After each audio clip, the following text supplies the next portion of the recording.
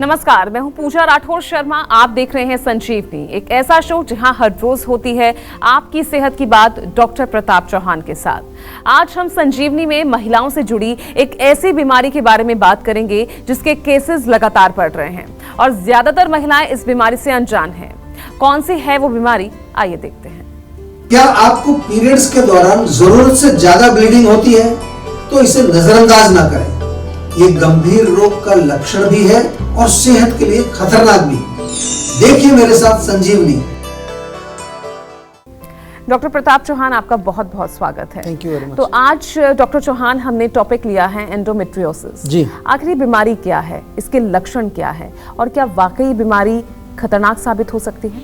देखिए, बहुत अच्छा टॉपिक है और अच्छा इसलिए क्योंकि बहुत सारे लोगों को मालूम भी नहीं होगा कि रोग होता क्या है। ख़ासतौर से महिलाओं को मैं एड्रेस करूंगा आज। और महिलाओं में जो गर्भाशय होता है, यूट्रस जिसको हम बोलते हैं, उसके जो अंदर की लाइनिंग होती है उसको एंडोमेट्रियम कहते हैं। तो जैसे ये जो लाइनिंग अंदर होती है, अगर इसी तरह की लाइनिंग बाहर कहीं गर्भाशय के बाहर बनने लगे तो उसको जो है फिर हम कहते हैं कि ये कंडीशन का नाम है एंडोमेट्रियोसिस। तो वो बाहर कहाँ बनेगी? यूट्रस के बाहर बनेगी, ओवरी में बनेगी, कभी कभार किसी फैलोपियन ट्यूब्स जो आती हैं ओवरी से उसमें बनती है, और कभी कभी पेल्विक रीजन जो होता है उसके बाहर भी ये डेवलप हो सकती है, को जो बाहर के ऑर्गन्स होते हैं। तो एंडोमेट्रियम टिश्यू जैसी ही होती है और उसके जैसी जो टिश्यूज़ होती हैं वो फिर जब ठीक हो जाएगी उसके बाद वहाँ स्कार बन जाता है। कोई ग्रोथ वहाँ होती है, ग्रो होने के बाद वो नष्ट हो जाती है। ख़ासतौर से जब मेंस्ट्रुअल पीरियड होते हैं उसके साथ जो ब्लीडिंग होती है तो ये भी उसके साथ नष्ट हो जाती है, ये जो लेयर बनी वहाँ पर या टिश्यू बनी। लेकिन उसके बाद वहाँ पर कुछ निशान रह जाते हैं जिसको स्कार्स कहते हैं। लक्षण अगर हम देखें, लक्षणों को थोड़ा समझना पड़ेगा। मुख्य रूप से जो है पीरियड्स के समय बहुत तेज़ दर्द होना, जो कि बहुत आम लक्षण है, कई बार उसको हम नज़रअंदाज कर देते हैं। दूसरा जो है इंटरकोर्स के दौरान जो है अगर बहुत पेन होता है, यूरिन करते समय जो है पेन होता है, कई लोगों को स्टूल पास करते समय भी काफ़ी पेन होता है।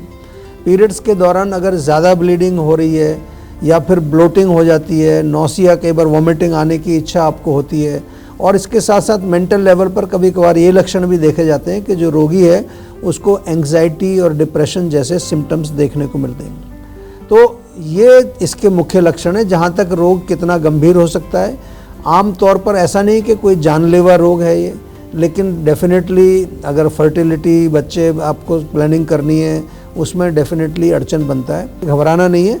अगर आपको एंडोमेट्रियोसिस है तो जीवा में संपर्क करिए। जीवा का सेहत का नंबर आपके पास है, डायल करके हमारे डॉक्टर से आप कंसल्टेशन बुक करें। और आपको मैं ये बता दूं कि हमारे यहाँ ये गायनेकोलॉजी का एक अलग से डिपार्टमेंट भी है, उसमें बहुत अच्छी लेडी डॉक्टर्स भी हैं। अगर आपको उनसे भी डायरेक्ट बात करनी है तो आप जब फ़ोन करें तो ये ज़रूर बता दीजिए कि मुझे आपके जो गायनेकोलॉजी वाली डॉक्टर्स हैं उनसे आप बात करा दीजिए। मूंगफली का कोलेस्ट्रॉल से क्या है कनेक्शन, जानिए सेहत की संजीवनी में डॉक्टर प्रताप चौहान से, लेकिन अब से थोड़ी ही देर के बाद। डॉक्टर चौहान, क्योंकि आज हम बात कर रहे हैं एंडोमेट्रियोसिस की, तो आखिर ये किन महिलाओं में सबसे ज्यादातर देखा जाता है, इनके लक्षण क्या होते हैं, और साथ ही सवाल ये भी, क्या ये आनुवांशिक बीमारी है? देखिए, जैसा मैंने आपको बताया अभी कि सबसे पहले मैंने समझाया कि बीमारी होती क्या है। और अगर हम आयुर्वेद की बात करें, क्योंकि हमारा ये शो आयुर्वेद पर आधारित होता है मुख्य रूप से, तो आयुर्वेद में एक पूरा एक सेट ऑफ डिजीज़ है जिसको बोलते हैं योनि व्यापद, यानी कि जो आपके जो रिप्रोडक्टिव ऑर्गन से संबंधित या फीमेल रिप्रोडक्टिव सिस्टम जो है उससे रिलेटेड जो रोग होते हैं वो आयुर्वेद में बहुत अच्छी तरह से डिस्क्रिप्शन है। एंडोमेट्रियोसिस को हम जो है वातिक योनि व्यापद करके एक रोग आता है, वातिक योनि व्यापद, उससे हम इसको कंपेयर करते हैं। और डेफिनेटली आयुर्वेद के अनुसार, क्योंकि वात शब्द उसमें आ रहा है, तो वात का ही इसमें प्रधान जो है प्रकोप मिलेगा आपको। अक्सर हमारे शरीर में कहीं भी जो है अगर पीड़ा होती है, वेदना होती है, पेन होता है कहीं पर भी, तो हम आपको पहले भी बताते हैं कि उसमें आमतौर से वात दोष का इन्वॉल्वमेंट जरूर होता है। एंडोमेट्रियोसिस में भी जो है अपान वायु एक होती है। अपान वायु यानी कि नाभि के नीचे जो एक हमारा जो पोर्शन है उसमें लोअर एब्डोमेन में जो अपान वायु रहती है वो इसमें डिस्टर्ब होती है, उसका इन्वॉल्वमेंट इसमें होता है। इसीलिए जो है एक तो वातवर्धक भोजन आपको नहीं करना चाहिए और वातवर्धक लाइफस्टाइल भी आपको नहीं करना है।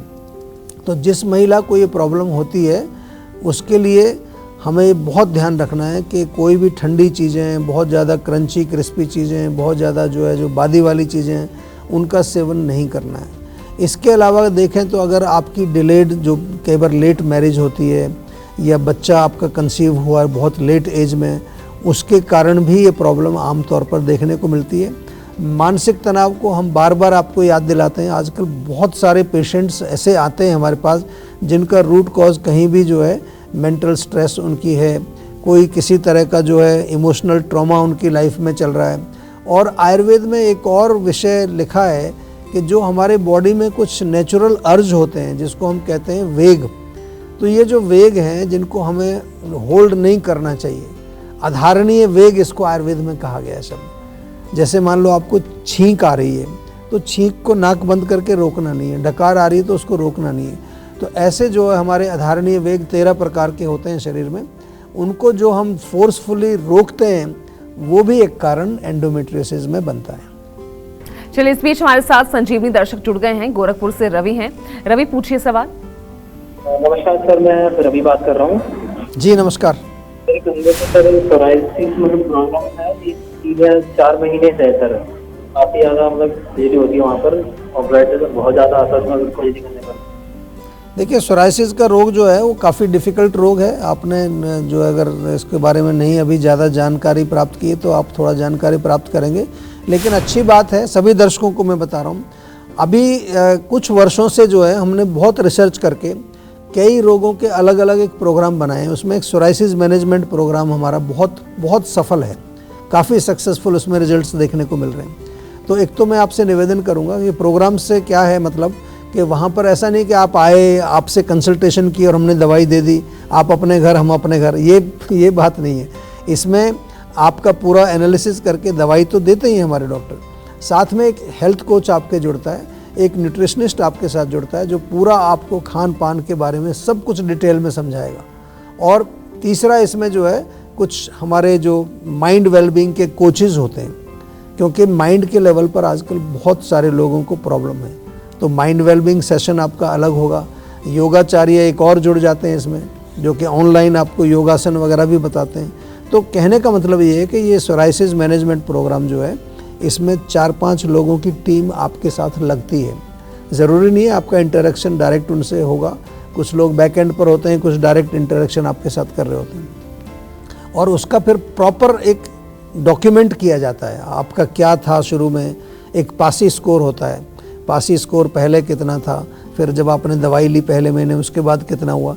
तो वो एक तरह से हम कहते हैं जिसको पूरा डॉक्यूमेंट करके और फिर असेसमेंट उसकी होती है, वो पूरे रिजल्ट्स हम देखते हैं तो बहुत अच्छे रिजल्ट हैं इसमें। तो आपसे मेरा निवेदन है, देर मत कीजिए, इधर उधर मत भटकिए कहीं पर भी। सोराइसिस के जो पेशेंट हैं वो हमारे इस मैनेजमेंट प्रोग्राम में ज़रूर एनरोल करें जल्दी से जल्दी। 4 महीने का प्रोग्राम है, उसमें बहुत कुछ आपको समझ भी आ जाएगा और काफ़ी इम्प्रूवमेंट भी आपको मिलती है।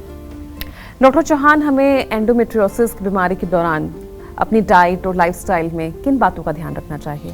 देखिए, जैसा अभी हमने आपको बताया कि आयुर्वेद में वात के कारण ये रोग होता है। वात दोष आप लोग समझते हैं, और वात वर्धक लाइफस्टाइल और वात वर्धक डाइट आपको अवॉइड करना है। अगर हम इसको थोड़ा सा और डिटेल में समझें तो जहाँ तक डाइट की बात है तो डाइट में बहुत सारी चीज़ें ऐसी आती हैं जिनको हम कहते हैं कि इनसे वायु बढ़ती है शरीर में, जैसे कि बादी वाली चीज़ें हैं, उड़द की दाल, राजमा, छोले, गोभी, भिंडी, ख़ास तौर से जो आपका लोअर एब्डोमेन है, अपान वायु जहाँ पर है, उसकी जो वृद्धि होती है। इसके अलावा अगर लाइफस्टाइल में तो रात को आप बहुत देर तक जागते हैं, या फिर बहुत ज़्यादा आपका पूरा एक रिदम बॉडी का, जिसको हम दिनचर्या बोलते हैं, अगर दिनचर्या आपकी डिस्टर्ब हो चुकी है, खाने का टाइम नहीं है, मतलब कभी लंच आपने 12 बजे किया, कभी 2 बजे किया, कभी किया ही नहीं, इर्रेगुलर जिसको कहते हैं ना, इर्रेगुलर रूटीन, उससे बात पड़ता है।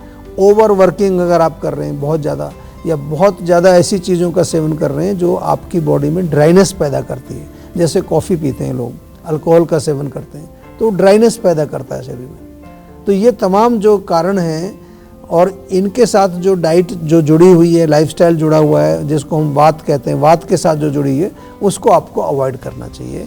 और इसके विपरीत जो वात को थोड़ा शांत करती है, उन चीज़ों को आपको अपने डाइट में और लाइफस्टाइल में इंक्लूड करना चाहिए। और आइए अब जानते हैं आज का जीवा मंत्र। डॉक्टर चौहान, एंडोमेट्रियोसिस के लगभग कितने केस औसतन हम देख लेते हैं, और दूसरी बात ये कि आखिर आयुर्वेद में इसका इलाज किस तरह से किया जा सकता है? क्या महिलाओं में ये समस्या लगातार बढ़ रही है? देखिए, जहाँ तक नंबर्स की बात करें तो आजकल इसकी जागरूकता थोड़ी बढ़ी है, लेकिन फिर भी सिटीज़ में ज़्यादा है। जो महिलाएं गांव में रहती हैं, छोटे कस्बों में रहती हैं, उनको समझ नहीं आता ये रोग है क्या। वो समझती हैं कि बस ऐसी पेन हो रहा है, कोई पेन किलर खा लेते हैं। लेकिन फिर भी मैं देखूं, पिछले अगर 2-3 वर्ष का मैं डेटा देखता हूं उठा करके, तो कई हज़ार पेशेंट हमारे पास आए हैं, न केवल भारत से, भारत के बाहर से भी, क्योंकि बाहर के लोगों में बहुत जागरूकता आजकल हो रही है।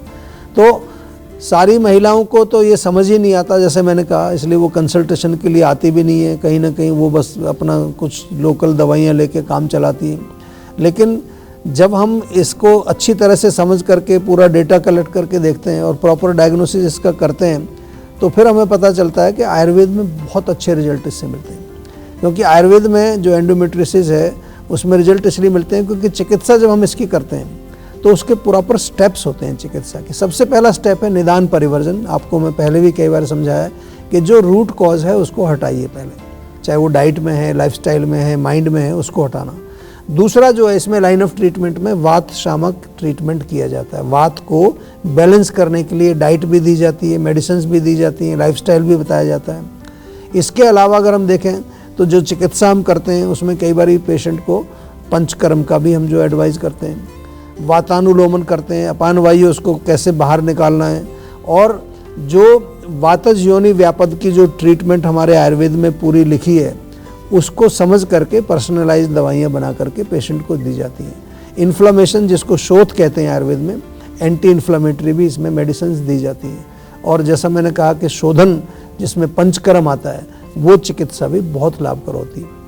एक प्रॉपर जो है, मैं कहूँ तो काफ़ी इंटेंसिव काम है और काफ़ी हम लोग इसमें मेहनत करते हैं, इसीलिए बहुत अच्छे रिजल्ट हमें मिलते हैं। तो अगर आपको ये रोग है एंडोमेट्रियोसिस का, तो डरना नहीं है, जीवा से जुड़िए, प्रॉपर कंसल्टेशन करिए, उसका प्रॉपरली आयुर्वेदिक उपचार करिए। टेंशन लेने से सेहत नहीं बनेगी, सेहत बनानी है तो सेहत का नंबर मिलाएं, जो है 0129404004, और डॉक्टर चौहान की टीम के डॉक्टर से बात कर गुड हेल्थ पाएं। मूंगफली का कोलेस्ट्रॉल से क्या कनेक्शन है, जानिए सेहत की संजीवनी में। लेकिन एक छोटे से ब्रेक के बाद, क्योंकि ब्रेक के बाद भी जारी रहेगी सेहत की बात डॉक्टर प्रताप चौहान के साथ।